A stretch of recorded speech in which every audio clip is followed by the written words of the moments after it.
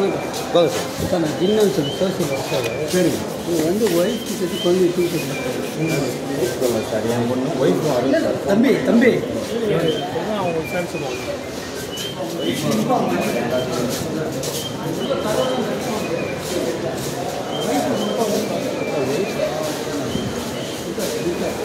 இல்லை சார், பிள்ளை அழுதுகிட்டே இருக்கு, எதுவும் குடிக்காம இருக்கு. ஒரு அளவு பார்த்து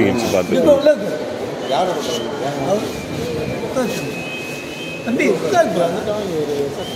எதுவுமே பண்ணல. தம்பி ரெஸ்பெக்ட் தான் வாடா போகிறேன். நல்லா பேசணும். கல்வி மெயின் அட்ரஸ்க்கே வந்து இப்படியே போயிடும். யாராச்சும் உங்களுக்கு கல்வி கொடுக்குறான். கை வச்சாங்களான்னு. ரயில் நிலையத்தில் கை குழந்தையுடன் வந்த தந்தையை குழந்தை கடத்தல் என நினைத்து துரத்திய பொதுமக்கள். தம்பி தம்பி அவங்க ஃப்ரெண்ட்ஸ் சொல்லுவாங்க. பச்சிளம் குழந்தையின் அழுகையை கேட்டு பரபரப்பான ரயில் நிலையம். தாய்ப்பால் கொடுத்து தாயாய் மாறிய பெண் பயணி.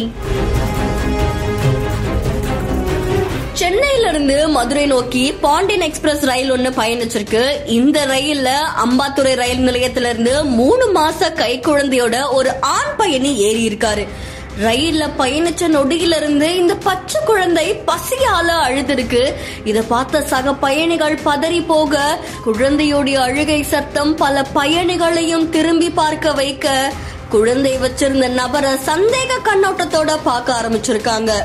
மதுரை ரயில் நிலையம் வந்த உடனே குழந்தையோட அந்த நபர் இறங்கி நடக்கவும், குழந்தையை எடுத்துட்டு வந்த நபர் குழந்தையை கடத்திருக்கலாம் அப்படின்ற அச்சத்துல அவரை பின்தொடர்ந்து சில பயணிகளும் நடக்க ஆரம்பிச்சிருக்காங்க.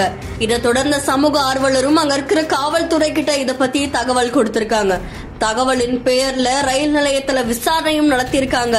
அப்ப குழந்தை வச்சிட்டு இருந்த நபருக்கும் அவங்களுடைய மனைவிக்கும் ஏதோ தகராறு ஏற்பட வாக்குவாதம் காரணமா குழந்தையை தூக்கிட்டு வந்ததா தெரிவிச்சிருக்காரு.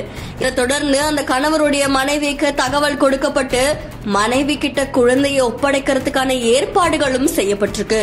இதை தொடர்ந்து குழந்தை அவருடையதுதான் அப்படின்னு நிரூபிக்கப்பட்ட நிலையில நள்ளிரவு 2 மணில இருந்து அந்த பச்சை குழந்தை பசியால அழுததா சொல்லப்படுது.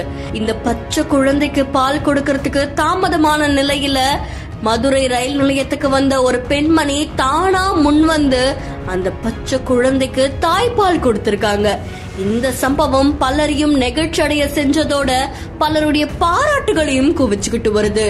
பச்சை குழந்தைய தாய்கிட்ட இருந்து பிரிச்சுட்டு வந்த அந்த தந்தைக்கு கடுமையான எச்சரிக்கைகளும் கொடுக்கப்பட்டிருக்கு.